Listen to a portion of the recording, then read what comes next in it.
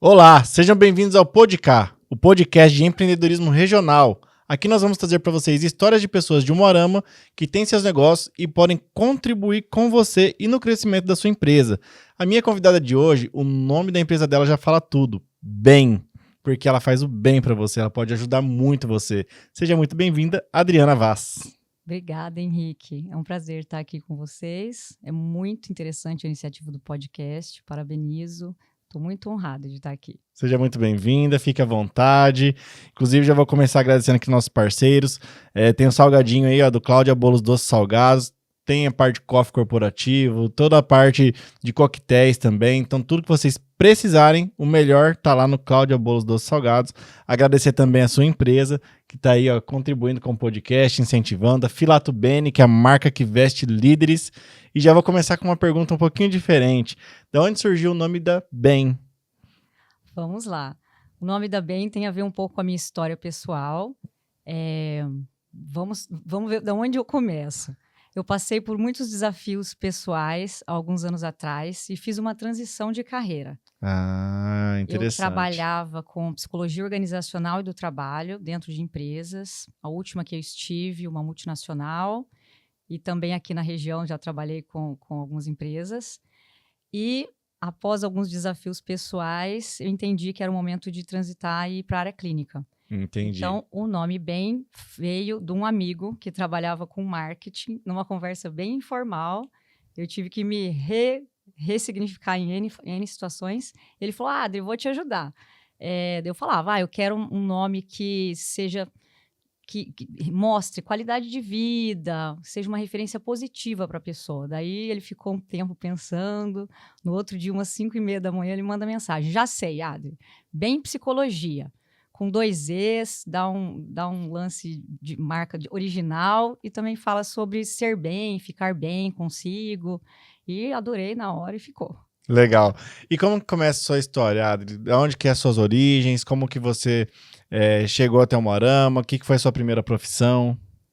Eu nasci em Umuarama, Uhum. vivi aqui muitos anos e quando eu fui fazer faculdade, então já fiz psicologia, fui para Curitiba. Uhum. Eu tinha 17 anos e vivi lá uns 15 anos, se eu contar tudo. E estava quase virando curitibana já. Gostou da cidade, Curitiba? Eu adorei. Eu Sério? gostava muito de morar lá. E por questões pessoais, eu acabei voltando. Certo. Então eu perdi minha mãe, fui mãe, e isso acabou confundindo um pouco minha cabeça, tive que me centrar de volta. E quando eu estava me retomando, o meu marido sofreu um acidente. Então eu também tive as minhas ressignificações, minhas possibilidades de recomeço. Entendi. Então eu sempre pensei em fazer psicologia clínica mais velha. Eu achava que eu precisava de uma bagagem de vida maior. Uhum. Então, por causa dessas questões que eu fui para a área clínica. E por que também. psicologia? O que te levou, o que te motivou a escolher essa faculdade? Eu tinha dúvida entre muitas áreas quando eu era bem jovem. Então, eu passei no vestibular com 17 anos. Uhum. Eu cheguei a fazer uma orientação vocacional, porque eu queria ou ser professora, sempre áreas humanas, ou ser psicóloga, advogada, pensei também. E daí eu fui fazer uma orientação profissional e adorei. Adorei a psicóloga, o jeito dela trabalhar e ficou. Teve uma inspiração ali. Me inspirou muito. Legal. E quando você cursou, você já cursou em Curitiba? Cursei em Curitiba. E como que foi pra você? Foi a primeira experiência que você teve morando longe de casa, fora de casa? Como que foi essa adaptação lá? Eu sempre quis ir para fora. Para mim foi uma sensação de liberdade, de juventude, que conhecer uma cidade grande, a biblioteca da universidade, eu nunca esqueço a primeira vez que eu fui para aquela biblioteca, eu sempre gostei de livro. Então, para mim foi uma sensação muito de liberdade, poder treinar quem eu sou. Entendi, né? Legal. E quando você concluiu a sua formação, você já tinha algum projeto em mente, algum emprego, alguma ideia? O que você buscou naquele momento? Que nem você falou que você buscou algumas coisas para fazer, criar know-how e criar uma experiência, mas qual que foi o foco assim que você saiu da faculdade? Na faculdade? É. Na faculdade eu me permiti experimentar todas as áreas. Legal. Todas. Então a psicologia tem um leque imenso de possibilidades. Então desde trabalhar em hospital, trabalhar em hospital psiquiátrico, em escola, em instituições públicas, empresas. Então, desde o começo, eu fiz estágio em várias áreas, mas eu fui gostando bastante da área do trabalho. Então, eu fiz estágio em creche, em escola, em hospital psiquiátrico. E quando eu fui para a empresa, eu gostei bastante. Legal. E fiquei uns 10 anos trabalhando com empresas. Eu tenho algumas perguntas para te fazer sobre esse das empresas, porque é uma coisa que eu tenho interesse em ter na minha um dia. Eu vejo que faz bastante sentido. Legal. Mas só para as pessoas entenderem, na época que você fez psicologia, estava bem naquela transição de inserir a psicologia no mercado de uma forma mais normal, porque naquela época era visto como quem faz psicologia é louco, né? Ou quem frequenta um psicólogo é louco. Eu lembro que eu peguei isso na revista.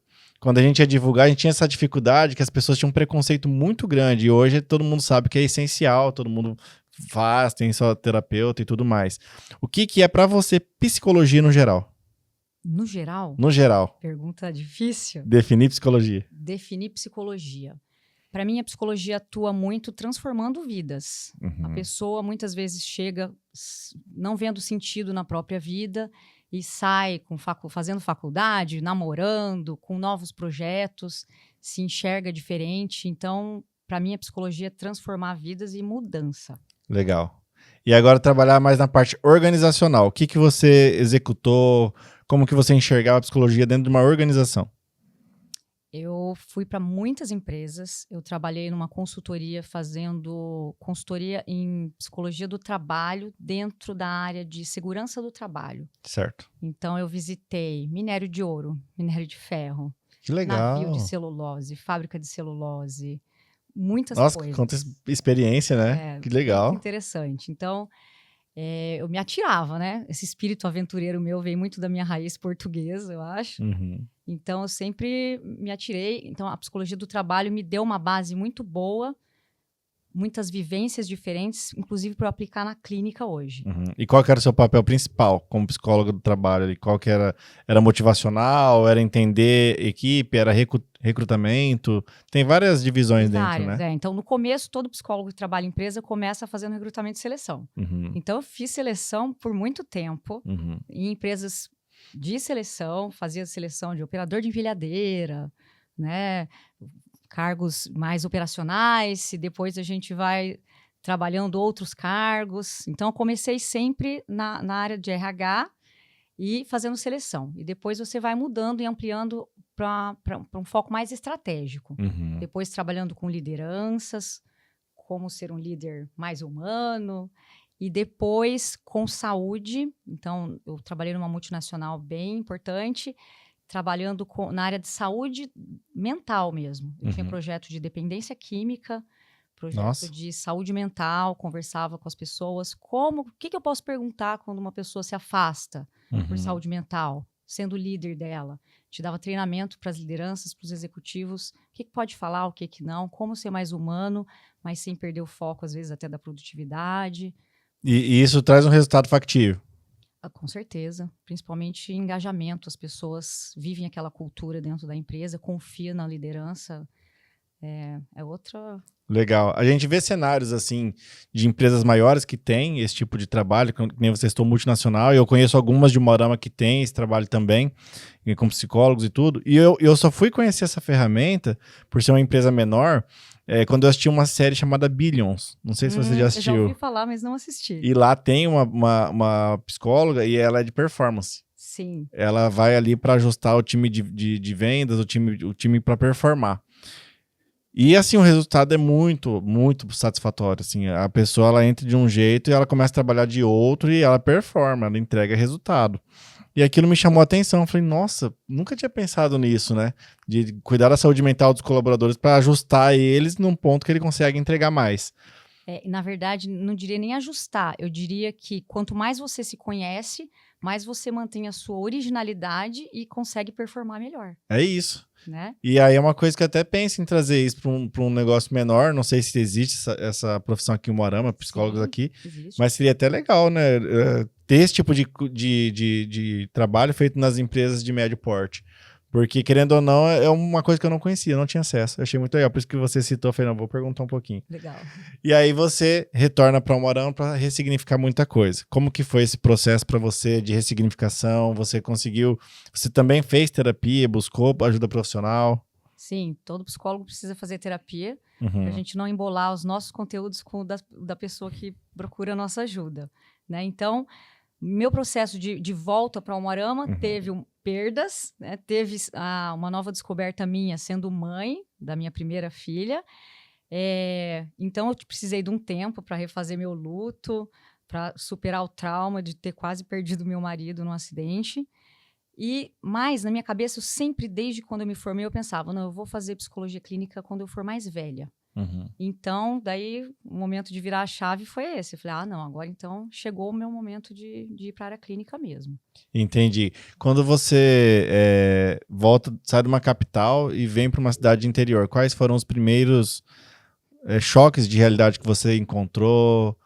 Porque foi todo um processo, né? Você estava passando por uma ressignificação, mas ainda tem o choque de realidade também das duas cidades, né? Tem. Meu marido é curitibano, então a Aham. gente viveu algumas dificuldades ou choque de realidade mesmo, que a gente precisou adaptar. Então, no primeiro momento, eu trabalhei no coworking para Uhum. sentir como que era o pessoal aqui, mas na verdade eu não tive tantas dificuldades, porque eu já tive uma experiência aqui em Umuarama sendo professora da Unipar, então eu conhecia até bastante gente, devagar a gente vai entrando, né, Aham. no universo aí. Mas eu diria que os desafios de adaptação foram mais pessoais. Entendi. E Amizades. qual que foi o principal choque quando você se tornou mãe? Mãe, É. choque.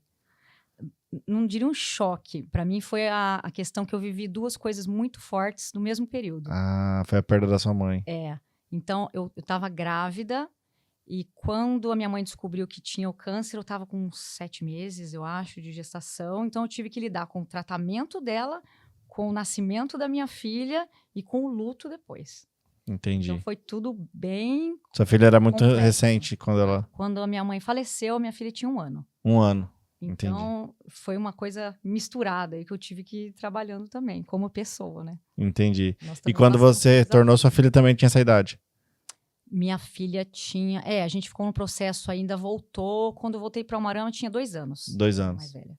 E aí já começa daí um outro processo da vida que já é começar a inserir em escola, amigos, socialização. Mas a parte, assim, que a gente não se arrepende de jeito nenhum, o Umuarama, para criar filho, é maravilhoso.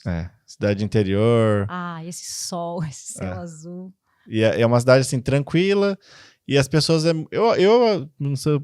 Eu sou moramense, mas eu acho a cidade muito receptiva. Uma cidade que abraça muito, é mais amigável, mais aberta, expansiva. Curitiba, ela tem esse olhar um pouco mais fechado, né? O próprio clima favorece, né? Eu acho que tem um pouco disso cultural, são diferenças culturais. E como que foi para vocês ressignificar isso do zero aqui? Partir para a área clínica e seu esposo também possivelmente teve que mudar de profissão? Ele trabalhava em multinacional também, numa correria danada, viajando a trabalho. Então, ele também precisou desligar alguns botões, assim, eu diria. Botão de acelerar, né? Não, mas você tem 2 horas de almoço agora. A gente tem 2 horas de almoço, 1h30. Isso não existia. Não existia. Não existia almoçar em família. Então, isso na maternidade foi uma coisa que eu tinha saudades. Aqui, eu quero almoçar com as minhas meninas, com meu marido, né? Então, essa coisa dessa raiz, eu sentia falta. Entendi. E como que foi para ele desacelerar? Demorou um pouquinho. Eu falo que a gente às vezes ainda tem umas recaídas, a gente dá uma viajada e volta, tá tudo certo. E como que foi o processo de organização para você ir para a parte da psicologia clínica? Como que você começou a se reestruturar? Porque eu imagino que você teve que fazer todo um estudo de novo, né? Eu fiz outra pós, né? Fiz uma especialização, uma formação em terapia relacional sistêmica, que é uma abordagem que trabalha com famílias, casais e também terapia individual. Então, esse é o seu nicho principal. Essa é a minha abordagem. Qual é a abordagem do psicólogo? É o jeito que o psicólogo organiza as ideias e o jeito que ele pensa aquela situação, né? Então, é uma ferramenta do psicólogo para organizar as coisas. Entendi. Pensar. E como que o público-alvo que vocês... não vou falar, não sei como que é o termo que vocês usam, se é tratar, se é fazer a terapia, que vai buscar ajuda, eles identificam que é para você a especialidade. Qual que é a abordagem familiar que você mais atende, assim, que a pessoa se identifica e fala, não, é lá com a Adriana que eu vou. Famílias, então, no geral, quem são as famílias que me procuram? Uhum. Geralmente quando tem uma questão com menores, ou crianças, Entendi. ou adolescentes. Então, eu sempre falo, quando eu estou olhando para uma criança ou para um adolescente, eu sempre preciso olhar essa família. Entendi. Então, no meu jeito de pensar, que é a minha abordagem, a gente pensa, se alguém está fazendo sintoma nessa família e é uma criança ou um adolescente, toda essa família precisa aprender alguma coisa. Entendi. Então faz uma terapia combinada com todo mundo. No primeiro momento, às vezes, vejo os pais, depois vejo a criança, o adolescente, e a partir disso Faz a gente sentido. faz um plano de ação, né? Um plano de É tratamento. mais assertivo, né? Eu consigo enxergar muito mais coisas quando eu tô com a família. É meio natural o ser humano querer achar culpado pra tudo. É bem natural. É uma estratégia de defesa, né? Como a gente se defende do mundo. Apontar o dedo pro outro é mais fácil, né? Mas tem que 4 apontados para mim, e você? Então, o trabalho da terapia é justamente esse. Acontece muito quando a gente trabalha casal. Uhum. Mas eu vim aqui porque vim aqui porque ela precisa mudar. E normalmente uma das partes não quer ir, né? Uma das partes, geralmente, não. E normalmente essa parte que não quer ir é que mais precisa ir, pra poder entender o contexto. Eu tenho Também, menos né? consciência, às vezes, né? Então, em casal, a gente fala, aqui não é um ranking. Aqui a gente não tá procurando vítimas ou bandidos, né? Ou quem tá certo ou quem tá errado. A gente tá procurando o que no teu comportamento influencia o do outro, porque é uma engrenagem. Então, a relação de casal ela é uma engrenagem combinada. Uhum. A relação de casal é onde a gente mostra o nosso melhor e o nosso pior. Dá pra esconder, né? E normalmente isso reflete diretamente nos filhos. Diretamente nos filhos. E é através dos filhos que a pessoa começa a acender o alerta para poder procurar uma ajuda externa. Não necessariamente. Não? Não necessariamente. Então, por exemplo, eu também atendo psicoterapia individual. Uhum. Então, a pessoa busca, eu estou precisando, eu quero melhorar isso. Então, varia. Mas, de maneira geral, meu público-alvo é casal, famílias e também psicoterapia individual. E qual que é o primeiro sintoma que você fala para a pessoa acender o sinalzinho de alerta, para ela poder ficar atenta e começar a buscar ajuda? Sintomas. Vamos dividir em etapas. Vamos supor um casal. Tá. Porque tem a parte que talvez comece com discussões, depois evolui para uma briga, depois evolui para um afastamento, evolui até para uma conversa de separação. Para não chegar aos piores estágios, qual que é o primeiro sintoma que a pessoa pode procurar uma ajuda para tentar se resolver, se ressignificar ou até mesmo encontrar um norte? Quando para de conversar, silêncios, quando tá perdendo a sintonia, né? Então, muitos casais procuram também, às vezes, até assim, a gente tem essa dificuldade no namoro e a gente pretende casar, mas quer resolver isso. Então, também tem prevenção. Né? Antes de casar é um passo importante. Antes de casar, ou então para se preparar. Ou, eu vejo que tá com essa dificuldade, às vezes na questão de sexualidade. Então, para não chegar no sintoma, prestar atenção na comunicação, na intimidade. E é isso. E depois que casou? Já evoluiu, já casou e, meu Deus, tá vivendo aquilo ali, não tem referência do que é um casamento, ou a referência dos pais talvez não é das melhores. Tudo isso tem a ver com o padrão de funcionamento do casal. Né? Então, quando você escolhe uma pessoa para ficar com você, você escolhe alguém que vai combinar a sua engrenagem, ou complementando, ou sendo diferente. E no meio disso tem adaptações. Né? Então, recém-casados, nossa, é um choque para muitos casais adaptar. O primeiro ano de casado é muito forte para muita gente. Né? Já teve algum caso que você atendeu que você se sentiu extremamente satisfeita? Que você falou, nossa, esse daqui me encheu o coração de alegria. Eu sei que todos devem te dar satisfação, mas teve algum que te marcou muito mesmo, que transcendeu, que falou, nossa, esse aqui, senti muito orgulho da minha profissão, fez mais sentido ainda? Eu costumo falar que psicologia salva a vida, sim. Então, esses casos graves que a gente atende, né, casos crônicos, atendi uma vez que a família queria aposentar por invalidez, por exemplo. E a gente conseguiu colocar ele no mercado de trabalho, um caso crônico, com todas as questões, a gente conseguiu suportando aquilo e tá super bem, tá ganhando o seu dinheiro, tendo a sua independência, sua autonomia, né? Casos que a pessoa chega sem destino, né? Com ideação suicida, às vezes. E daí sai com um projeto de vida, a gente participa de toda a caminhada, de toda a evolução da pessoa, é lindo. E tem hoje o acesso à internet, ele contribui para uma série de coisas, né? Tanto para partes boas como para partes ruins. Tem pessoas ficando cada vez mais ansiosas, até a gente estava conversando agora há pouco sobre isso. Ela não consegue discernir mais o que é agilidade de ansiedade, né? A pessoa não tem aquele discernimento de saber as etapas, e ela quer pular tudo muito rápido. E também tem aquelas pessoas que elas buscam o famoso guru, que é o Google, né? Para se automedicar ou até mesmo se autotratar. E faz algumas economias que não faz sentido. Isso é mais normal do que a gente imagina? As pessoas geralmente elas querem o atalho, né? E não tem atalho. O Google, né, o guru, o ChatGPT agora, ele vai dar uma dica, uma referência. Onde mora o problema? É quando as pessoas pegam a referência e a dica e vira regra na vida delas. E às vezes aquela regra é para outra pessoa, não Aí é vira para ela. hipocondríaca, toma remédio, se entope, se Sem droga. saber de onde que vem. Então, por que eu tô hipocondríaca nesse Uhum. caso? Né? De onde que vem essa minha necessidade de prestar atenção tanto nisso? Que padrão que eu tô querendo engolir aí junto com esse medicamento?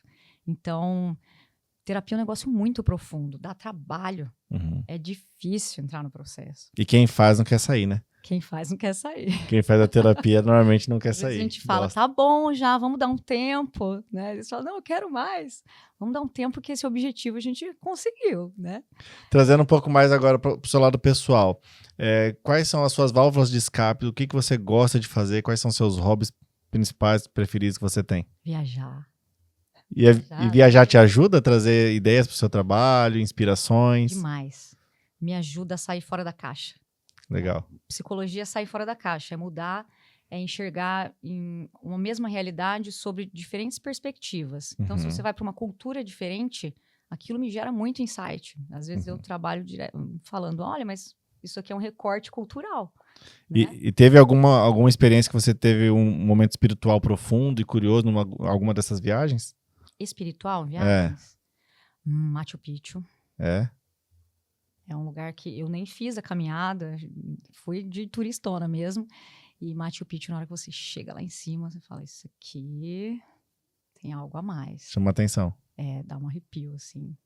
Já tive experiências espirituais, assim, sei lá, quando eu conheci as Torres Gêmeas. Eu chorei, igual uma criança. Quando eu vi aquilo, o tamanho daquilo. E como as pessoas são solidárias. Tem uma igreja na frente. Aquela igreja foi suporte para muita coisa, muitas ações de solidariedade da cidade inteira. Nova York, uma cidade daquele tamanho. Então, me traz muita referência assim, para eu trabalhar além da caixa, sabe? E como psicólogo, como que você faz para você, além da terapia, né? Porque eu imagino que vocês têm que fazer a terapia até mesmo para você não absorver tanta energia, né? Porque vocês lidam com vários tipos de pessoas. Como que você faz para conseguir separar mesmo o paciente do seu sentimento, da sua razão, se concentrar especificamente na técnica? Além da terapia, tem alguma coisa que você usa para se blindar, para você se preparar para uma sessão? Terapia. Muitos casos, então, claro, a gente é ser humano, então alguns nos pegam mesmo. Tem alguns que eu demorei algum tempo para me cuidando em cima da ferida do outro. Então, casos que me pegam mais, eu preciso trabalhar melhor, né? Sim, ir para minha terapia, relaxar, desligar. Mas a gente tem ferramenta para isso. A gente tem. Eu sei quais que me pegam mais. Entendi. E tem pessoas que às vezes elas vê o terapeuta como o salvador da vida dela e isso acaba transcendendo um pouco o normal. Como que você consegue lidar com esse tipo de situação? Já teve alguma situação assim? Sim, depositar no psicólogo a tua vida, né? Então, assim, a gente trabalha muito dando limites. Eu sou uma psicóloga muito assertiva, acho que o mundo das empresas me trouxe isso. E eu sou muito objetiva e muito profunda. Então, se eu percebo isso, eu falo. Olha, até aqui sou eu, aqui é você. Então, como com essas ferramentas que a gente está trabalhando, quais escolhas você vai fazer na sua vida a partir de agora? Então, é trabalhar o limite, a fronteira, até onde o psicólogo pode ajudar e o que é o papel do paciente, do cliente fazer, né? Até a gente chama de cliente na minha abordagem, porque eu vejo que a pessoa é muito mais dona de si. Ela precisa correr atrás também, né? O paciente passa a impressão de ele esperar mais. Então, até a palavra, às vezes, a gente escolhe com esse sentido de, tem uma parcela grande sua aí de trabalho. Entendi. Tem milagre. Trazendo agora um pouquinho mais para business mesmo, para eu entender como que foi sua dinâmica.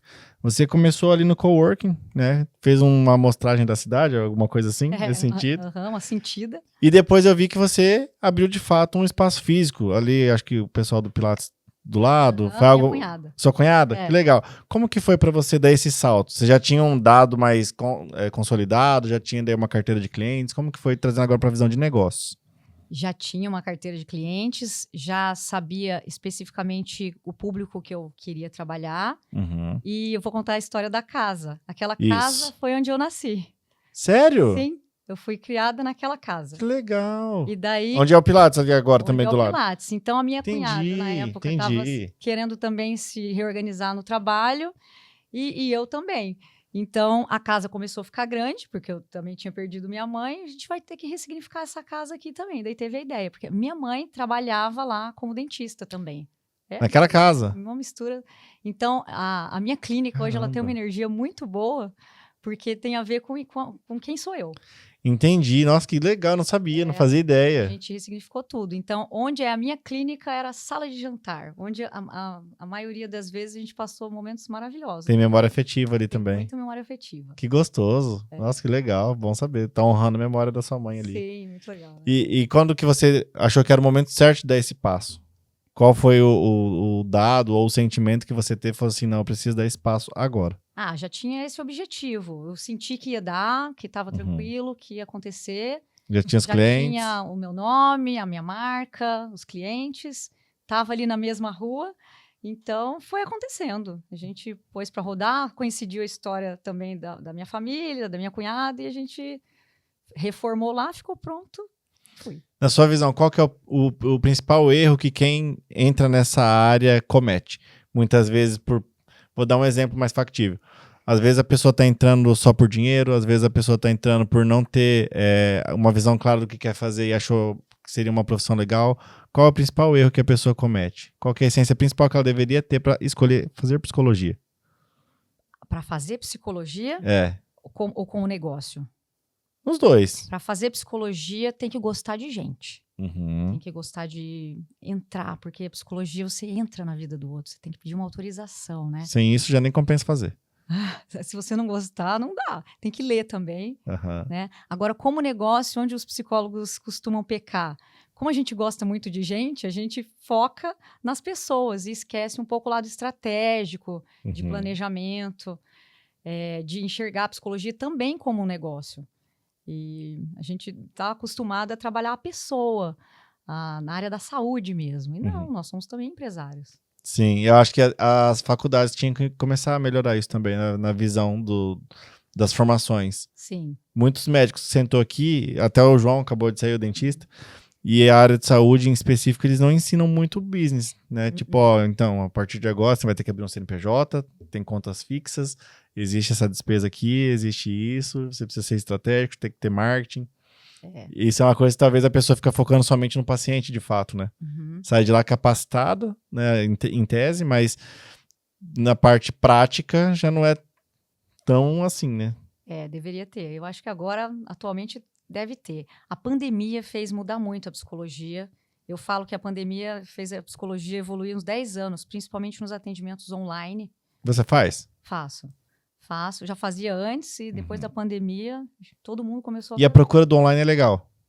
É legal. Eu consigo trabalhar, eu atendo pessoas do exterior, do Brasil, fuso horário diferente às vezes. Eu consigo trabalhar legal também o online. O online sempre individual. Casal e família não. Ah, tá. O casal e família é melhor presencial. Melhor presencial. E menores também, a gente não pode atender online. Ah, tá. Quando é um trabalho com o menor, ele é um trabalho sempre acompanhado ou não? Não, tem momentos Não é. individual. Momentos Aham. individual.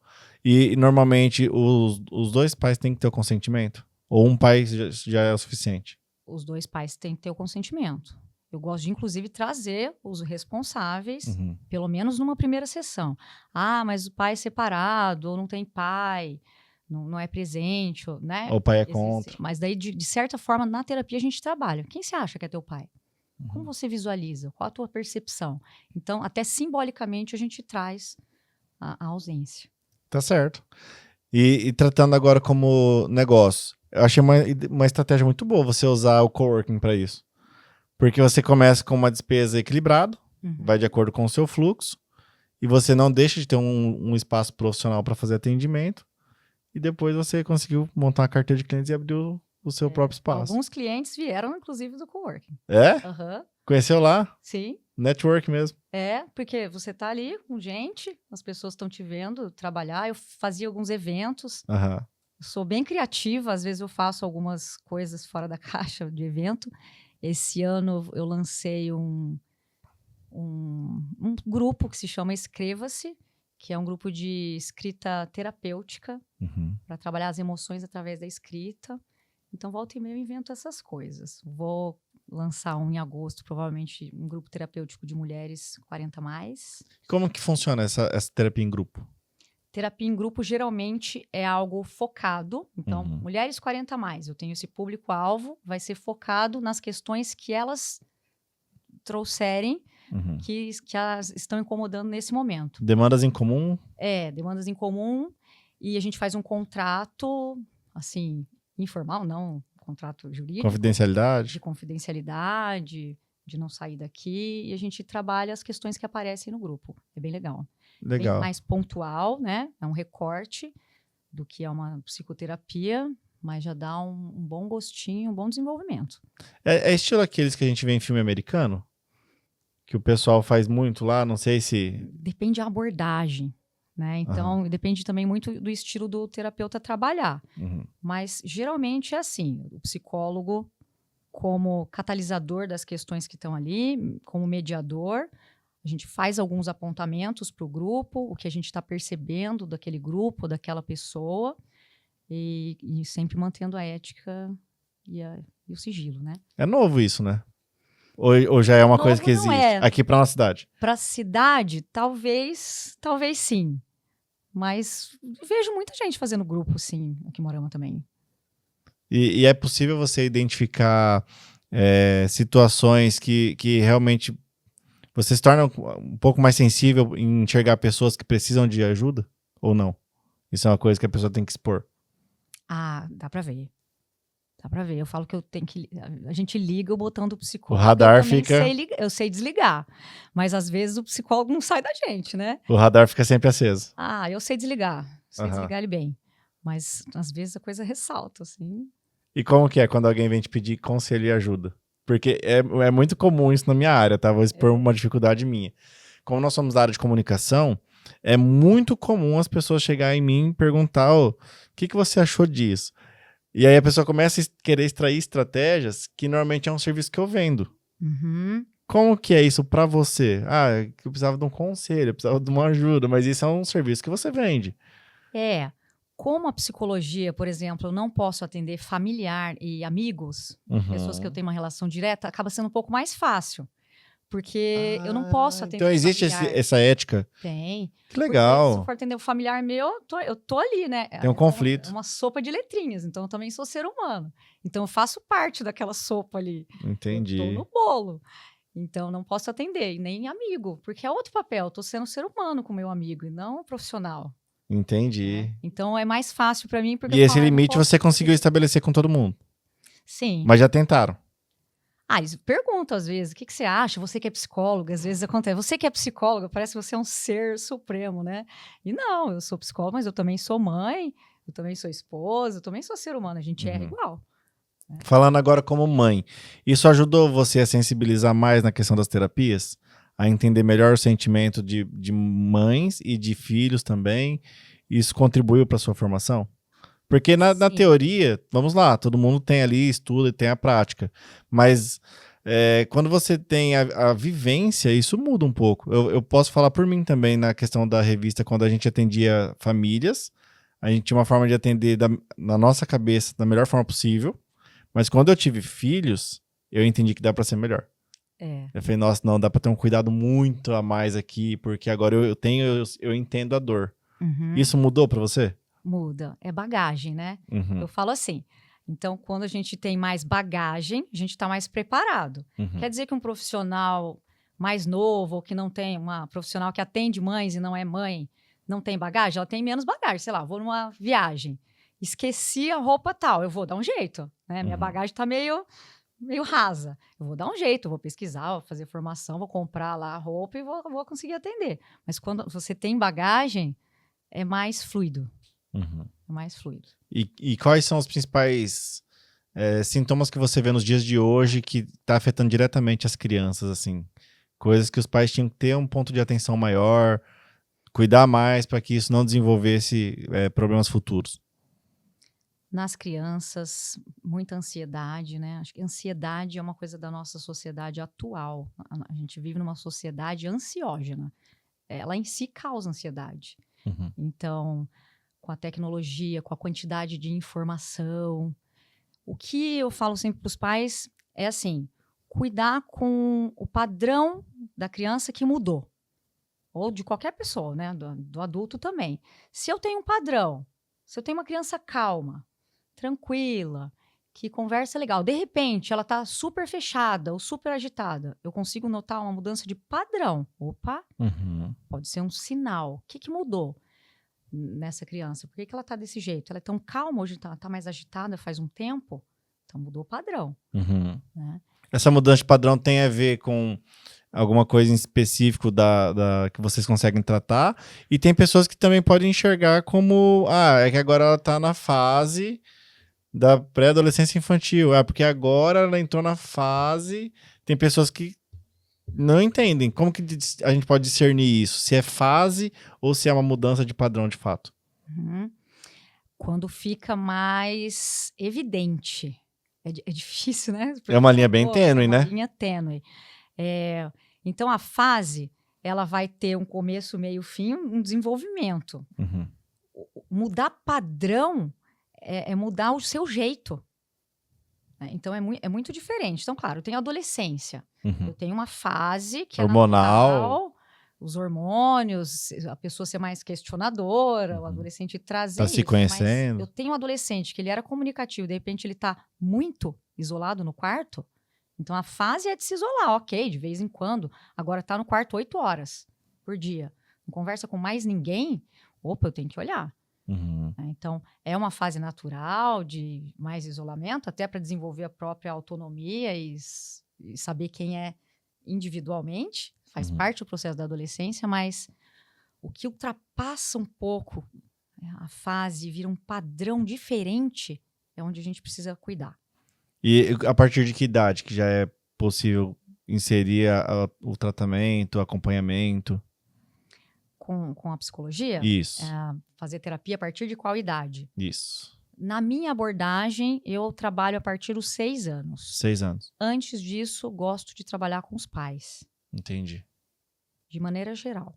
entendi. E quando a gente pega os assuntos mais evidentes, como tela, né? Tava falando isso agora, né? Qual que é os principais, assim, as principais dicas que você pode deixar para as mães, os riscos da tela, além da exposição, que eu acho que enfim, crucial os pais terem esse cuidado, porque a tela, ela é um mar aberto, né? Tem tudo ali, então, tirando até essa parte aí, que é até chato entrar no assunto, mas tem os riscos psicológicos também, né? De ativação muito rápida da Dopamina. dopamina, ansiedade. Quais são os principais malefícios da tela? A tela vicia a gente em dopamina, né? O curto prazo, assistir rapidamente aquilo que a gente quer assistir, em 3 segundos passar. Então, se eu estou falando de uma criança, eu não tô ensinando essa criança a pensar, a parar e assistir algo que tem um comercial, que tem uma parte chata, que tem, às vezes, um personagem que eu não gosto, né? Então, a tela e essa passar o dedo, ela ativa muitas coisas que nos viciam, porque é a curto prazo, e a gente precisa estar sempre atento, principalmente com criança. Regras bem definidas, se for precisar da tela, tá sempre de olho o que está assistindo, usar os filtros a nosso favor, né? Aquele controle parental, mas cuidar, quanto mais conseguir segurar, melhor.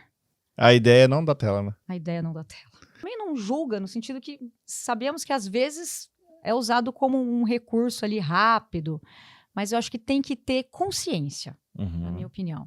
Não dá para fugir, o celular tá aí. Né? Dá para fugir quando é uma criança pequena, 6 anos, 7 anos, até aí segurar o máximo, né? E devagar você ir controlando isso. Controle de exposição, gerenciar os riscos, criar consciência crítica na criança. Por que eu não gosto de te dar? Eu falo com a minha filha direto. Por que isso? Olha, até a mãe acreditou nessa história aqui. Achei que esse desenho era legal, e não é inocente. Ele é viciante, tanto é que a gente está falando em casa aqui esse negócio. Olha só. Então, criar consciência crítica na criança já, a partir de uns 8 anos, vamos chamar. E criança entende, né? Elas vêm falando para mim, olha, falei, olha só, deu vontade de ir lá ver. Então, daqui para frente, a gente vai precisar cada vez mais desenvolver a nossa capacidade crítica de saber o que vai me ajudar, o que isso me ajuda e o que isso me atrapalha. E já teve situações também, aqui em casa a gente não dá tela, de quando a gente comenta com outros pais que dão tela, aí vem uma resposta incrível, que eu olho assim e falo, o pai que tá precisando de ajuda mesmo. Faz muito sentido, fez muito sentido que você me falou da questão familiar. Aí o pai olha pra mim e fala assim, você pode privar a tela aqui, mas na casa do amiguinho. Eu falo, meu Deus, cara, tipo, é aí que tá o pulo do gato, né? O discernimento começa na minha casa. Na casa do amiguinho, o discernimento que vem do pai dele, infelizmente, se eu descubro uma coisa dessa, talvez eu até vou interromper um pouco a amizade. Acabar, né, ou de alguma forma, mudando o conceito da minha filha para tentar ajudar a filha do outro. Mas o discernimento vem aí, a pessoa fala, o que adianta? Eu falo, o que adianta se todo mundo pensasse assim? O mundo tá aí, então o papel como pais é desenvolver, olha, aqui em casa, por que eu não gosto de te dar? Por que a regra na nossa casa é assim? Por que na casa do outro é diferente? Aí vem um ataque psicológico, né? Mas então você vai privar sua filha. Eu falo, nossa, mas eu tô privando minha filha. Você tá privando... Aí eu sou o ruim da história, sabe? Quem dá a tela demais tá privando o filho da natureza, né, de brincar. Então, dá trabalho isso.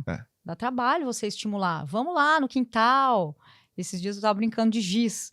Vamos escrever no muro, igual eu fazia para estudar para a prova. Escrever no muro de giz, na grama. A gente precisa estimular isso. E hoje, também, não sei qual que é a sua opinião referente a isso, mas também ficou muito comum achar síndrome para tudo, né?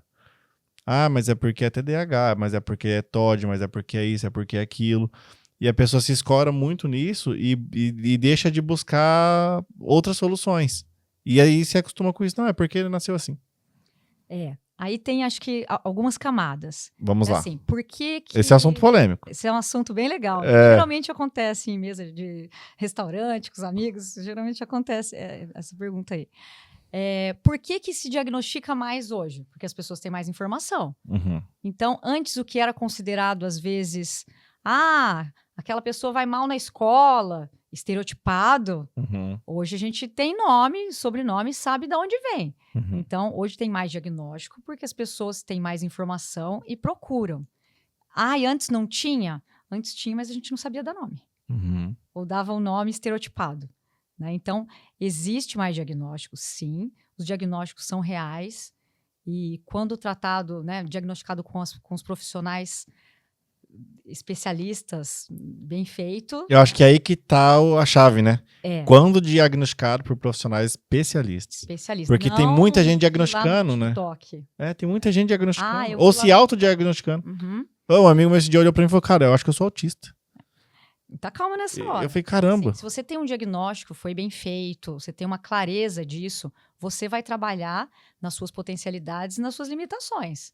Então, ok, eu sou autista, beleza. Então, o que eu posso desenvolver aqui? Onde que eu posso potencializar mais com os recursos que eu tenho? Uhum. Né? Então, que eu sou autista, eu não vou dar limite para o meu filho? Meu filho tem autismo? Não.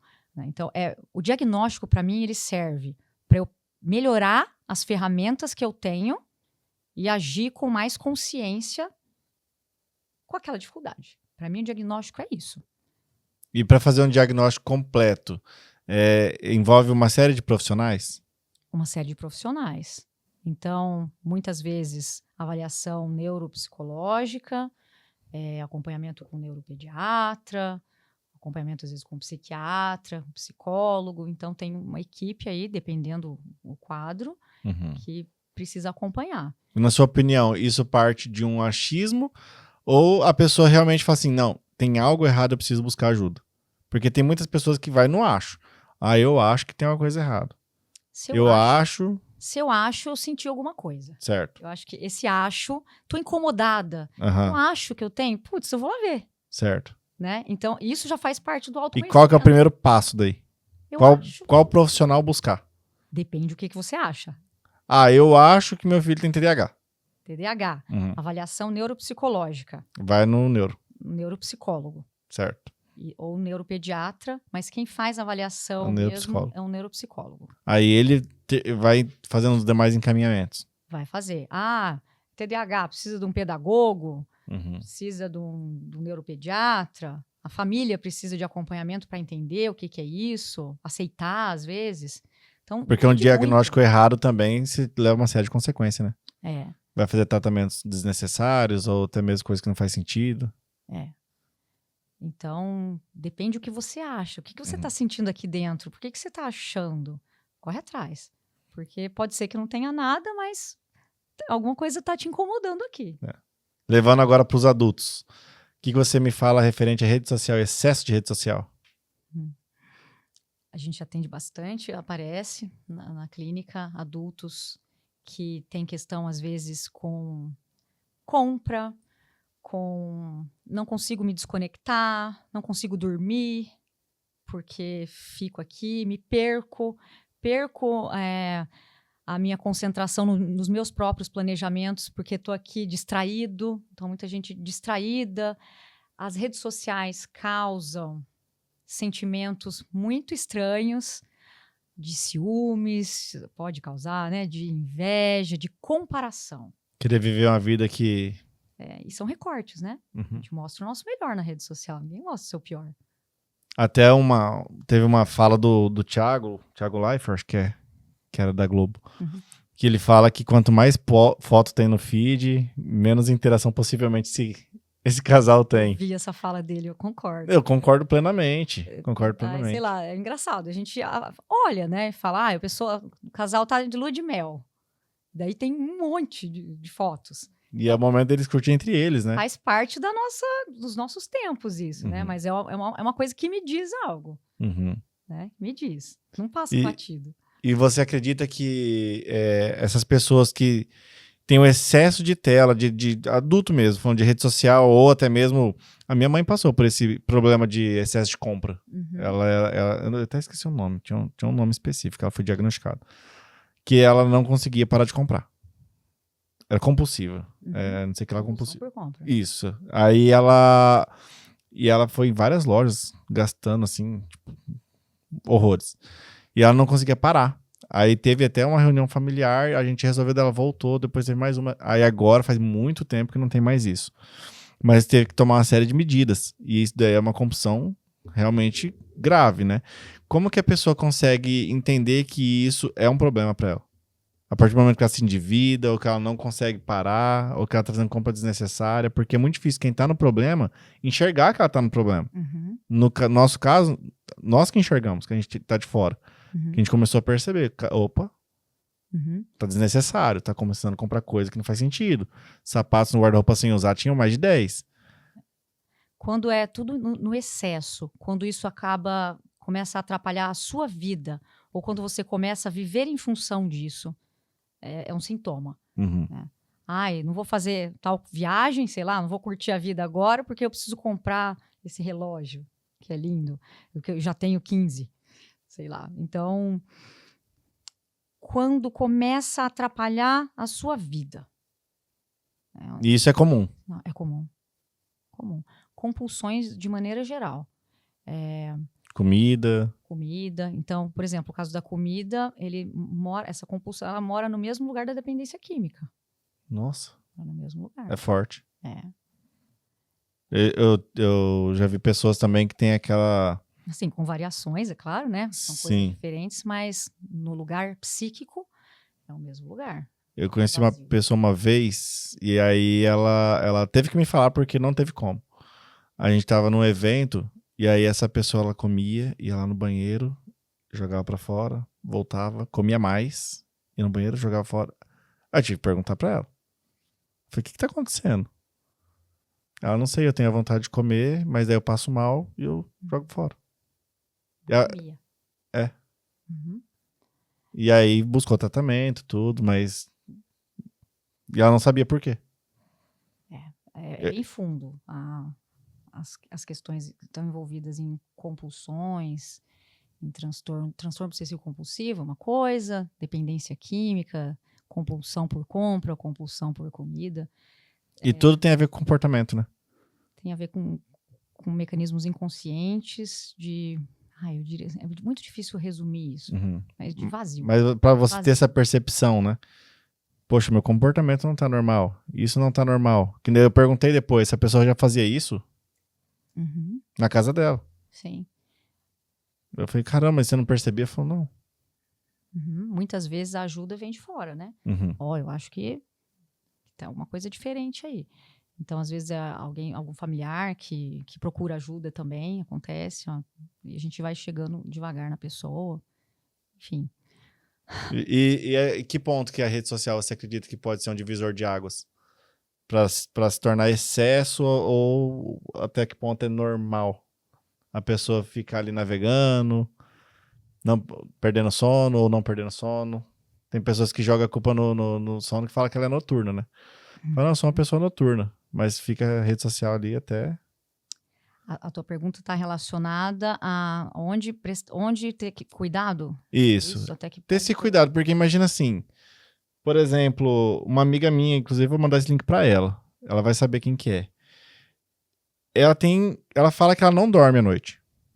Só que ao mesmo tempo ela não se ajuda, porque ela pega o celular e... noite inteira. O que é isso, né?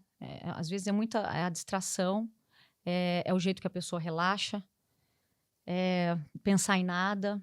Então a gente tá desaprendendo até a dormir. Porque o que é dormir? Até nas cidades, a gente tem mais luz, mais iluminação, não produz melatonina direito, que é o hormônio do sono. Então, até as cidades, elas prejudicam o jeito que a gente está dormindo hoje.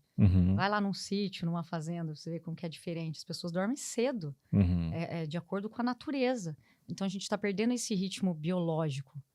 Cadê a natureza? O galo canta, né? Então... Por que a gente está perdendo? Por causa dessa grande aceleração das coisas e por essas ferramentas que a gente precisa fazer bom uso. Qualquer ferramenta, acho que a palavra bom uso é ótima. A gente precisa fazer bom uso. No que ela me faz bem? Isso aqui que a gente está fazendo, né? Podcast, para fazer... Conexões verdadeiras, genuínas. Para ter amizades fora, longe. É muito bom, tem muitas coisas legais. Mas é a consciência que manda, né? Então, e é uma luta. E quais problemas você acha que isso pode trazer a longo prazo? Porque hoje, aparentemente, pode não parecer que ela tem algum problema real. Mas no longo prazo, acho que não tem como isso não trazer problemas, né? Porque ela não dorme direito. Ela fala que ela se sente bem no outro dia, mas por enquanto tá tudo bem. Ela é casada. É uma pergunta legal, porque o que me veio aqui quando você falou, né? 2 grandes termômetros para a gente enxergar se algo vai bem ou não com a gente. Dormir e comer. Eu estou dormindo demais ou estou dormindo de menos? Opa, isso a médio e longo prazo, eu dormir pouco ou dormir demais, não é legal, não está equilibrado. Né? Comer, eu mudei meu padrão, eu estou comendo demais, eu estou comendo de menos, eu sei quando eu tenho fome, que emoção eu estou comendo aqui? Uhum. Comer tem tudo a ver com emoção. Então, comer e dormir são 2 grandes sinais importantes da saúde mental. Legal. E como manter a saúde mental em dia? Exercício diário. Prestar atenção, se olhar, enxergar as suas necessidades, os seus desejos, parar de se comparar, fazer uma caminhada aí do que eu gosto. Às vezes a gente pergunta, o que você gosta? Não sei. Nunca parei para pensar nisso. E quando a pessoa não tem essa resposta? A gente vai atrás dela. Legal. Olha lá. Então a terapia ajuda nisso. Ajuda. Quando você era criança, você fazia o quê? O que você fazia para relaxar? Né? Vou descobrir que eu não relaxava, sei lá. N coisas. Cara, que legal. E quando a pessoa ela tem essa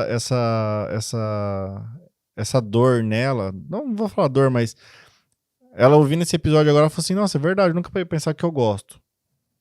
E ela vai buscar você, enfim, ou algum outro profissional para poder encontrar esse objetivo. Não importa a idade, consegue.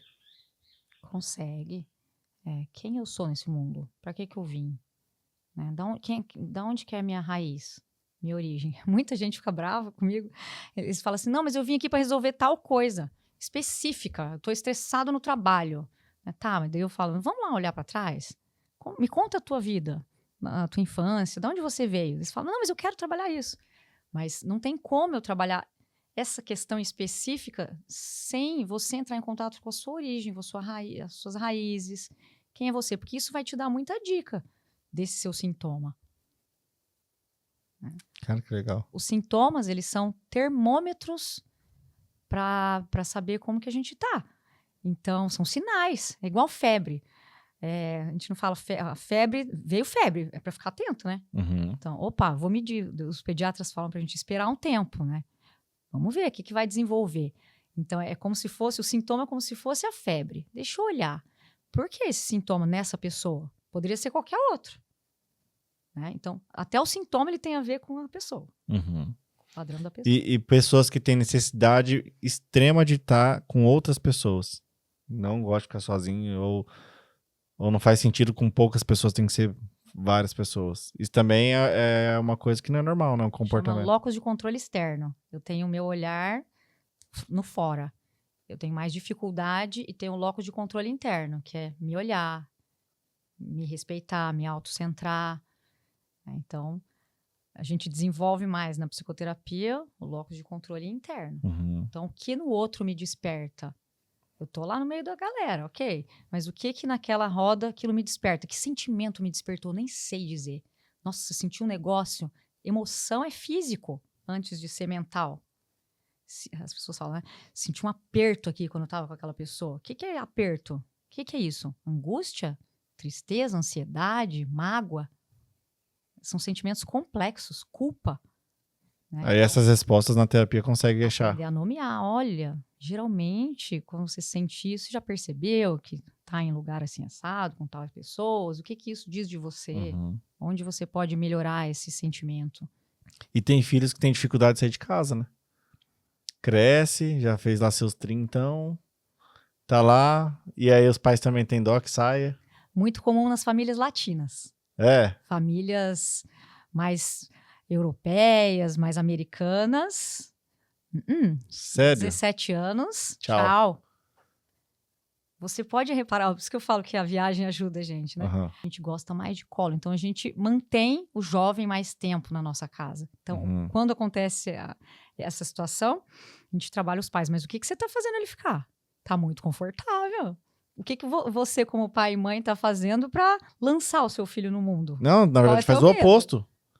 Faz o oposto. Dá mais conforto para ficar mais ali. Então, o que desses pais tá me dizendo esse filho também? Uhum. Isso também traz prejuízo a longo prazo, né? Na hora que essa pessoa sai de casa, vai casar, construir uma relação, uma família, muita coisa vai ser aprendida na dor. Então, autonomia é uma coisa saudável. Uhum. Tanto para uma criança, no sentido até onde ela consegue, eu já sei amarrar meu cadarço, eu já sei pentear meu cabelo, autonomia. Tanto para um idoso, eu ainda consigo dirigir, ou eu faço minhas coisinhas, né? Eu gosto de fazer meu artesanato, ver minhas amigas, autonomia. Para um adulto, tenho meu trabalho, tenho minha família, minha vida. Então, desenvolver autonomia é um foco bem importante do trabalho. Legal. Tem algum rito que você indica as pessoas fazerem para começar o dia bem, para se manter centrado durante o dia, para conseguir se desconectar à noite, da hora que sai do serviço, conseguir viver hermeticamente fechado nos ambientes, seja de trabalho, seja em casa? Eu acho isso bem pessoal. Então, Uhum. alguns usam oração, outros usam meditação, outros escutam algum podcast, sei lá. Então, é muito pessoal, mas Uhum. é um exercício, acho que eu diria que é importante ter o exercício de se olhar antes de manhã para começar o dia ou para terminar. Isso aqui não deixa a gente prestar muita atenção nisso, né? Saia das Tá telas. aqui dentro. Começa o dia sem tela. Mas um exercício, né? Mas um Uma exercício, eu caminhada. vejo como coisa boa. Uma Físico e caminhada, mente anda junto, né? esporte, fazer um esporte. O físico e a mente andam junto, né? É um só, né? A gente que separa didaticamente, mas é um só. Uhum. E tem muitas pessoas que estão adoecendo fisicamente por conta da mente também, né? Já vi muitas pessoas que... Fisicamente por conta da mente. Eu fico triste, fico deprimido e não vou cuidar do meu corpo. Não vai cuidar do corpo, começa a sentir dor, Começa a sentir começa a inventar 1 milhão de doenças na cabeça, que tudo é... Ela começa a ir para um buraco. É mais comum do que a gente imagina. Eu já vi muito isso também. Uhum. Eu sou uma pessoa muito pra frente, então eu não consigo ficar muito perto de doença, de coisas tristes. Eu tento tirar isso da minha vida. Eu aprendi uma técnica muito legal no curso, que a pessoa... Sabe aquele termômetro de energia? Que é um negocinho, ele vira pra lá, isso. E aí, nossa, quando eu vi aquilo lá, eu não sei se é verdade ou não. Eu nunca fui pesquisar a fundo se era ou não, porque foi conveniente pra mim. Até vou pesquisar a fundo isso. E aí eu comecei a usar isso pra minha vida. Falei, não quero mais coisa ruim perto de mim. Começou a murmurar demais, eu já saio de perto. Já vou pra outra roda, já vou espalhando. E melhorou muito minha vida. Tem uma coisa aí, o murmurar que você diz, eu enxergo alguém que é uma posição de vítima. Uhum. Nossa. Então, a vida me deixou desse jeito, eu não consigo. Então, a terapia, ela te tira deste lugar de vítima e te coloca no lugar de protagonista. Exatamente. Né? No sentido de, opa, pera lá, o que depende de mim de eu fazer? Né? Uhum. E, às vezes, por um outro lado, tem a postura de vítima e, por um outro lado, às vezes, é um diagnóstico que está por trás. Pode ser um quadro de depressão, que a pessoa, mesmo querendo e tentando, não consegue. Aí tá outro assunto polêmico, né? Como saber se é depressão? E porque tem muitas pessoas também que... É que tudo vai puxando uma coisa, vai puxando a outra, né? Aí tem a questão de ser vítima, aí você já não sabe se aquilo é depressão, aí a pessoa já não sabe se aquilo é estratégia. Por exemplo, às vezes eu já ouvi relatos de pais me falarem que, eu acho que meu filho faz de propósito, pra mãe ter dó. Ou, eu acho que ele se vitimiza e tudo, e a mãe acha que é depressão. Como saber discernir isso? É só buscando ajuda. Buscando ajuda, mas o que eu diria, se está manifestando isso, Tá errado. alguma coisa existe. Eu vou te dar um exemplo do mundo do trabalho aqui, me lembrei. Tem muito atestado. O pessoal fala isso, um colaborador lá, um funcionário tem muito atestado. Ok, o que isso diz da tua área? Eu tenho um número, eu consigo medir. Uhum. Né? Então, a sua área é a que mais tem atestado hoje, porque será? É à toa? O que teu papel da liderança está fazendo para diminuir isso? Como pessoa, como você está como pessoa trabalhando isso? Como líder, como empresa. Falar nisso, você teve um trabalho legal na Volvo, não foi? Sim. Você consegue contar um pouquinho? Você implementou, acho que uma estratégia lá, né? Na parte de chão de fábrica. Dentro da área de saúde. Então, o departamento chamava Departamento de Saúde, Segurança e Meio Ambiente. Então, eu era responsável por conduzir um programa de saúde mental, se chamava Ativamente na época, e um programa de segurança do trabalho, chamava Comportamento Seguro. Legal. Então, como é montadora... Esse programa já haviam pronto ou vocês que desenvolveram? A gente desenvolveu. Vocês que desenvolveram, médicos legal. do trabalho e assistente social, enfermeiras, pessoal... O propósito, o objetivo era a performance, diminuir... No universo das montadoras, existe... O quadro, por exemplo, de dependência química entra como doença do trabalho, né? Por estatística. Então, a empresa precisa fazer ações para trabalhar esse assunto que sabe-se que é comum, mais comum nesses ambientes. Tem Certo. estatística e tal. Então, Certo. é uma função da empresa trabalhar esses programas por lei, e a gente trabalhava profundamente o tema da dependência química por essa questão da lei e outros também. Então, trabalhava principalmente com assistente social, os médicos, os enfermeiros, mapeando e conscientizando as lideranças sobre questões de saúde mental. Como a Sempre gente com as enxerga lideranças. isso? Principalmente com as lideranças. Principalmente. É de cima para baixo. Top-down. Legal. É. E como que isso pode ser aplicado dentro de uma organização micro? Com as lideranças, com os proprietários, com os diretores. Mudar não é fácil, gente. Dá um trabalho danado mudar. Enxergar que o pessoal fala assim, gente, mas como assim tem dependência química na empresa que eu trabalho? Tem pessoas. Como assim tem depressão? A pessoa tem pessoas. Onde tem pessoas, temos problemas. Então é possível eu, como líder da minha empresa, ir lá buscar um tratamento com você para poder liderar melhor minha equipe. Você pode contratar como líder da sua empresa um psicólogo organizacional do Tem que ser trabalho. organizacional. Tem que ser organizacional. Entendi. Você pode, daí, por exemplo, na área clínica, fazer uma parceria comigo para encaminhar os seus funcionários para psicologia, mas você não vai ter acesso a nenhum dado. Não, sim. Né? Mas o intuito, acho que não é nem saber as informações. Não. Acho que o intuito é melhorar mesmo. Sim. Ver se ele tá feliz ou não, porque o funcionário, quando ele não tá feliz, ele não produz. Sim. Então é até interessante que ele se desligue. Eu sou a favor disso. E o psicólogo do trabalho vai trabalhar também, assim, o que essa empresa faz para promover um ambiente legal de trabalho. Aí nisso você consegue contribuir também. Sim. Ah, interessante. Agora eu estou um pouco afastada dessa área, mas tem bastante trabalho aí a ser feito. Hoje existe não te falta. Existe uma norma regulamentadora na área de segurança do trabalho que já pede para as empresas, pede por lei, a trabalharem fatores de risco psicossociais, que são essa área tem uma probabilidade de causar mais estresse. Que tipo de doença do trabalho essa área pode causar, que seja da área da saúde mental? Então, existem ferramentas para medir isso. Então, eu posso contratar um psicólogo do trabalho para medir e daí ter um psicólogo clínico de apoio como um parceiro para trabalhar as questões que aparecem. E é normal ter burnout?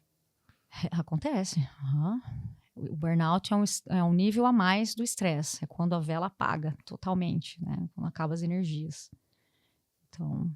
Tem um limite. Tem um limite. A pessoa precisa ler esse limite nela. Você já sentiu em algum momento que você quis abandonar a profissão? Nunca.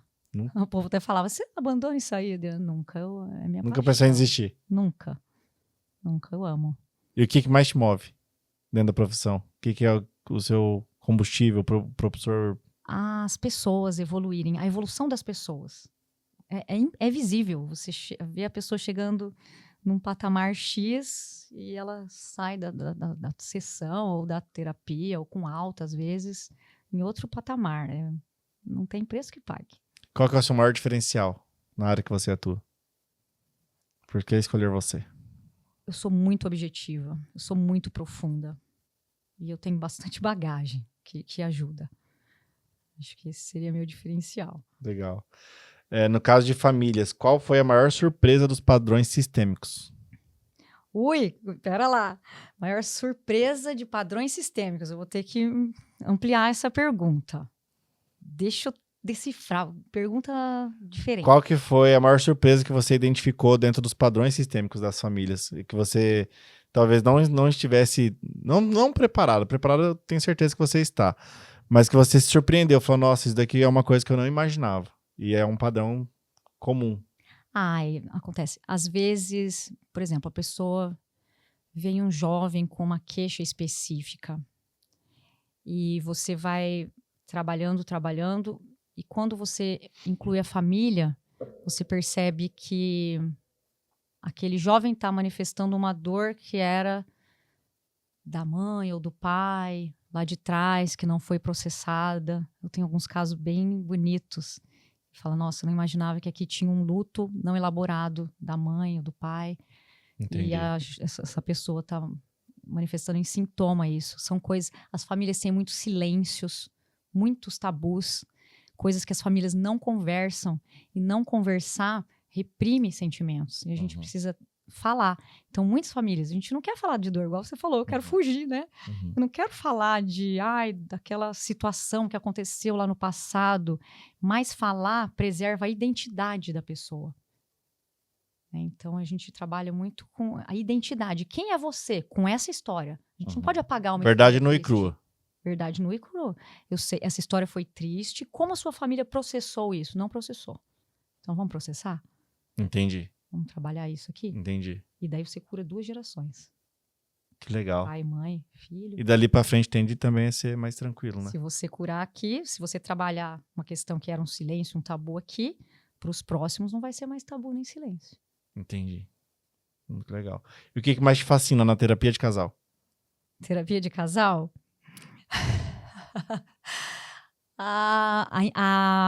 Como eles chegam brigando e parecendo um ringue mesmo, uma luta, e depois como eles percebem que a questão é primeiro individual e que aquela minha questão individual complementa a questão do outro. E como a gente se embola nisso. Então eles chegam se degladiando e saem entendendo. Como você trata essa eu não vou fazer porque você já respondeu. Eu ia fazer uma pergunta que fica muito redundante. Eu vou mudar ela, então. Algum caso clínico já te fez chorar? Já teve algum caso clínico que você saiu do atendimento que você ficou em prantos? Prantos não, mas em muitas casos eu me arrepio e quando eu me arrepio eu falo. É? Me arrepiei. Você teve um insight muito bom agora. Então, Entendi. eu geralmente me arrepio quando Muito profundo. vai muito, muito fundo, assim, quando a gente tem uma sacada boa. Eu costumo falar. Já me emocionei e costumo falar também. E tem casos que pega a gente mesmo, assim, tragédias às vezes, luto de criança. Tem casos que particularmente são mais pesados. Quando eu trabalhei em hospital psiquiátrico, eu tinha que fazer alguns trabalhos em mim mesmo para não ficar muito pesado, né? E já teve algum caso que você teve que compartilhar com alguém para poder solucionar? Muitas vezes a gente tem supervisão. Legal. Inclusive, eu tenho uma mentora maravilhosa que... Isso ajuda muito, né? Ajuda como referência, como exemplo, para te dar novas sacadas. E também faço isso. Também supervisiono psicólogos que trabalham ou queiram trabalhar com família e casal. Também faço esse trabalho. Mas para você agora, você conseguiu cicatrizar as feridas da perda da sua mãe e ressignificar tudo isso? E como que isso te tornou mais forte ainda na profissão? Consegui. Eu digo que eu sou sortuda porque eu consegui me despedir. Eu vivi um processo muito intenso. Eu sabia que ela ia falecer assim desde muito cedo do diagnóstico. Eu tive um sonho bem forte. Eu sabia, não vai dar bom não. Então, eu vivi cada momento. Então, quem tem a oportunidade de se despedir, é mais fácil cicatrizar uma dor. Então, eu me despedi, eu comigo mesma e com ela vivendo cada momento e também me despedi na hora que precisava. Então, eu cicatrizei minha ferida, sim. Isso ajuda, porque eu entendo também o que é uma perda, assim, forte, né? Entendi. Então, como ser humano, também consegui entender. E tudo isso também contribui pro teu know-how, né? Pra tua profissão. Você, além de saber a parte teórica, você já sentiu, né? Na pele. Compartilhar vulnerabilidade é um desafio ou é uma ferramenta clínica? Compartilhar vulnerabilidade, a minha vulnerabilidade? Ou até mesmo os pacientes compartilhar isso. É mais um desafio ou é mais uma ferramenta clínica mesmo? É um gatilho? Trabalho com vulnerabilidade o tempo inteiro. A pessoa está ali na né? sua frente, abrindo a vida dela. Ela precisa se permitir, né? É 100%. A pessoa que está ali na minha frente está 100% vulnerável. Então, por isso, a gente tem que trabalhar com muito respeito. E é muito comum a resistência? É bem comum. A pessoa está indo lá para buscar ajuda, mas ela não quer se abrir. Ou ela acha que está se abrindo. E vocês conseguem saber a linha tênue do acho para verdade? O acho ou do se abriu de verdade? Até que ponto a pessoa consegue levar isso de forma secundária? A gente... Volta a pergunta. Vamos supor assim, te busquei, mas eu não tô falando a verdade, eu tô falando uma parte, tô sendo parcial. Vocês conseguem ter essa percepção Sim. de que ponto que tá sendo real, profundo, cura, e de que ponto tá sendo mascarado e eu Tá tô sendo só raso. tentando enganar mais um. Não é Além de enganar. mim, além de mim. Não é enganar. É assim, é o ponto que eu consigo entregar. Aham. Eu não aprendi a lidar com isso. Eu nem Aham. sei, sabe? Eu nem sei ver que se eu tô triste. Eu não aprendi. Eu aprendi lá atrás que meu pai falava que o homem não chora. Entendi. Como é que eu vou chorar aqui na frente? Eu tenho que aprender a saber que eu tô triste, que eu posso chorar, Nossa, foi massa essa colocação bem profunda. né? Então, assim, Então a pessoa nem sabe. muitas vezes não. Então, você diz, tá mascarando, Às vezes mascara sem saber. é inconsciente. Então, o que que é identificar o padrão na sessão? Você percebe que toda vez que você tá triste, você come em excesso? Esse é um padrão. Começa a perceber. Eu tenho Toda vez dificuldade que pra você chorar. tá triste, aí te peguei. Eu tenho muita dificuldade pra chorar. É. Então você Muita. falou, ó, você falou, eu não entro em contato com a dor. Então eu tenho dificuldade em chorar. Eu tenho uma questão aí. Eu vejo dor como fraqueza. E não é?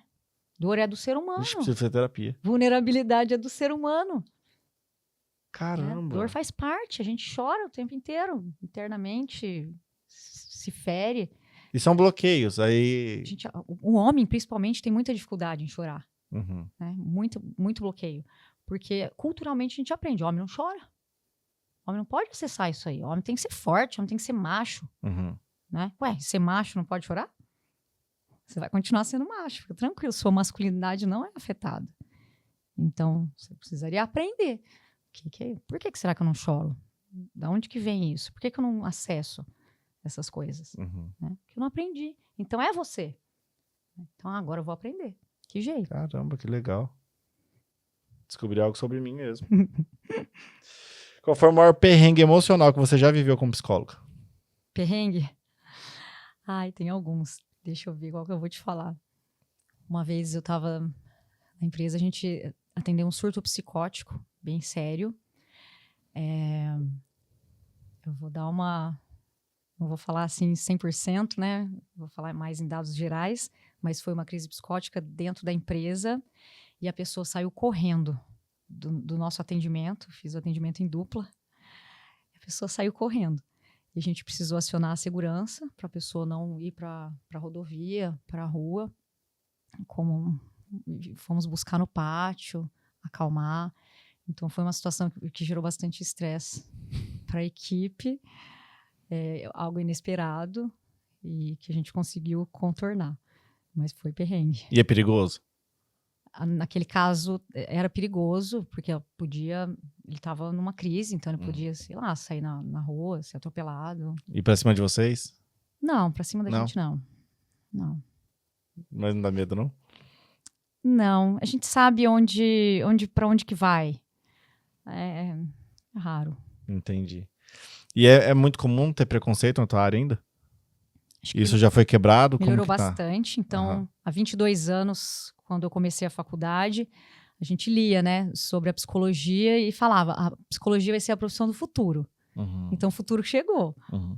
Porque hoje, eu estava com o doutor aqui, ele falando da terapeuta dele. Quem falava isso há 20 anos atrás? Ninguém. Tinha vergonha, escondia, né? Ai, imagina fazer terapia. Acho que machismo, essas coisas ainda atrapalham um pouquinho, né? Atrapalha. Às vezes a questão da idade, já passei por isso também.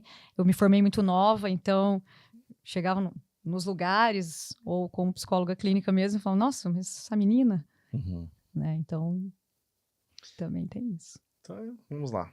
Qual a transformação que você já viu em comunidades por seu trabalho? Em comunidades...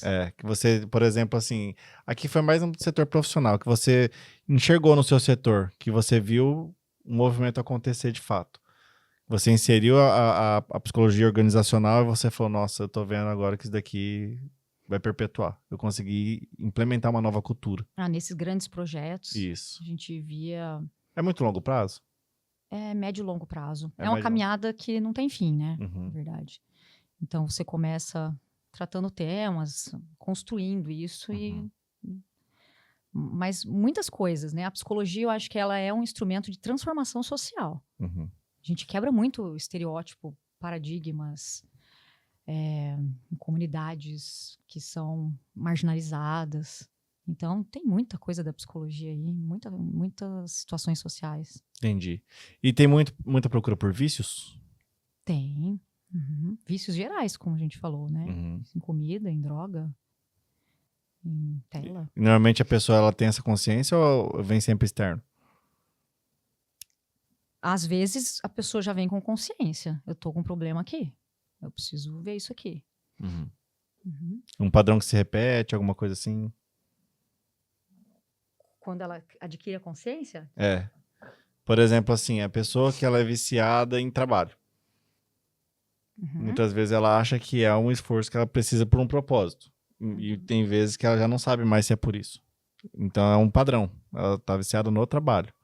Aí ela pode ter essa consciência. Às vezes quem tá nos assistindo tem essa dificuldade. Uhum. Cara, eu não consigo parar de trabalhar. Então é um pratinho, né? No começo foi pelo propósito, talvez. Um pratinho é o trabalho. E os outros pratinhos da nossa vida, né? Uhum, Você tá conseguindo olhar uhum. e tentar vivenciar também o lado familiar, o lado social, o lado profissional, financeiro, o teu lado espiritual. Você tá olhando para isso também? Uhum. Legal. Tem mais alguma coisa que você gostaria de compartilhar aqui? Eu gostaria de te dar um mimo. Vou amar receber. Muito obrigado. Esse papo muito bom. Nossa, aprendi muito. Que bom. Muito obrigado. Feliz. Olha aí, ó. 1000 convidados. Aprenda com o Adriano, ó, que legal. Posso abrir? Pode, deve. Nossa, mano. Eu coloquei uma frase aí, ela faz parte do trabalho de escrita terapêutica, que vamos fazer em breve. Legal. E escrever sobre os nossos sentimentos também ajuda a elaborar muita coisa. Eu acho que vou ter que ir lá fazer uma sessão com você. Ah, que bom. Bem-vindo. Aprendi sobre mim hoje. Muito gostoso. Tem muitas perguntas que foi pra mim. Fez terapia que a gente nem sabe. Então. Bem positivo. Vamos lá. Tem uma frase aqui? Tem uma frase Posso aí. ler? Pode. Que capricho, hein? Nossa, que material bonito. Obrigada. Henrique, obrigada por fazer de nossa conversa um lugar onde há espaço de escuta, troca e aprendizado mútuo. Todo sucesso a vocês. Adriana, Bem Psicologia. Muito obrigado. Obrigada, eu que agradeço. Nossa, que legal, que gostoso. Muito obrigado. Primeira vez que eu ganho um mimo Primeira aqui. vez. Já ganhei comida. O pessoal vai trazendo comida. Acho que eu devo ter alguma... Eu acho que eu devo ter algum raio para comida aqui. Vamos lá. Deixa eu tirar aqui. Aí.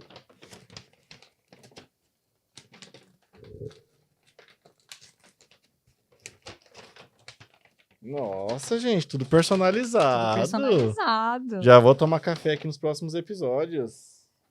O café ou o chá, ele é um ato simbólico de aconchego.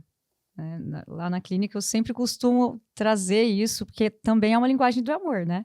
No sentido de, aqui você pode relaxar, ficar aconchegado. Então o chá e o café têm esse símbolo, esse significado. Legal, olha aí. Lá. Que legal. Do nome, me explica um pouco mais sobre o nome, porque tem significado também, né? Você explicou mais ou menos que foi a ideia do publicitário e tal, mas você ressignificou também, não foi essa marca? A marca, daí eu trabalho, faz bem ser você, viva bem. Então eu consigo trabalhar o nome Bem Psicologia com algo positivo e que traga positividade para a pessoa mesmo, né? No sentido, se cuide, se olhar faz bem, é saudável. Não só falar de doença, né? Muito obrigado, vou usar muito. Obrigada. Que bom. Isso daqui a gente chama de branding no marketing. Sim. Parabéns. Aprendendo com vocês também. Fez um branding maravilhoso. Obrigada. De muito bom gosto. Nossa, que material incrível. Nossa, Obrigada. Quem fez para você tá de parabéns. Ou não sei se a ideia foi genuína sua, mas parabéns. É um mix de muito, coisas. muito bem feito. Muito obrigado. Fiquei muito feliz. Eu também. Agradeço a oportunidade. Obrigado pelo papo.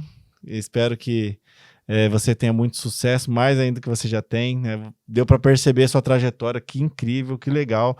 Me descobri. Conheci sobre mim mesmo aqui hoje. Vou lá te procurar, porque acho que é importante. Tinha coisas que eu não enxergava. E é isso que é o legal da terapia. Por isso que eu fui tão curioso. Tem coisas que a gente não liga radar, né? A gente tá tão no automático. E muitas perguntas eu fiz pra mim mesmo. E a humildade em reconhecer isso é vulnerabilidade. É. Né? Eu sou humilde em falar que, nossa, nunca tinha parado pra pensar nisso, né? Pra todo mundo falar isso tem que ter muita coragem. Não, ixi, com certeza. Eu tô aqui pra evoluir. Eu falo que nessa terra, muitas pessoas falam, tô só de passagem. Eu falo, eu tô de passagem, mas também tô aqui pra tentar fazer o melhor pra evolução. Então, se essa é uma das formas de eu evoluir, eu faço questão de procurar a evolução e buscar isso, porque a gente não sabe tudo, né? Até eu entrevistei uma pessoa, foi muito legal a frase dele, que foi o Miguel da Guri. Ele falou, Henrique, a coisa mais chata do mundo é você conversar com alguém que fala que sabe tudo. Porque daí esse cara, pra que você vai conversar com ele? Ele já sabe tudo. Não tem graça. Então é uma coisa que me marcou bastante, porque se tem uma coisa que eu gosto do podcast, uma é transbordar na vida de quem assiste, para as pessoas entenderem que todo mundo tem dificuldades, desafios, aprendizados, e quem busca de forma contínua consegue chegar lá. E muitos, inclusive, começaram muito cedo, então tem histórias incríveis. Depois eu vou te mandar alguns episódios, não sei se você já está assistindo alguns. Sim. Vou te mandar alguns bem específicos, achei bem legal. E outros, eu aprendo para mim mesmo. Eu falo, gente, eu aprendi muito hoje com você. E com várias outras pessoas que sentam aqui, eu aprendo muito. E esse é o mais gostoso, é saber que eu não sei nada. Por mais que, nossa, eu conheço muita coisa, mas tem muitas coisas que eu não sei nada. E hoje eu aprendi muito sobre mim mesmo. É uma troca, realmente, né? A gente aprende muito com vocês. Estar aqui é uma posição diferente, né? Eu nunca tinha feito um podcast, também aprendi um monte. E é muito legal porque a gente vai relaxando, né? Às vezes vai. Os primeiros 10 minutos você fica meio... Aí depois vai embora e fica tranquilo. Sim. Mas muito obrigado a você por ter vindo aqui, compartilhar a sua história, compartilhar um pouquinho da sua experiência. Muito obrigado a você que nos assistiu até aqui. Muito obrigado, pessoal do Cláudia, agora, ó, fica à vontade. Obrigada. Cláudia Bolos Doces Salgados, muito obrigado aí também a Filato Bene, que vocês viram passar aí de vez em quando, marca que veste líderes. Olha que lindo ficou sua publicidade. Ficou maravilhosa, gostei muito. Gente, o rebranding aqui ficou legal, hein? Paleta de cores, o seu material ficou muito bom. Legal. Então, é isso aí. Valeu!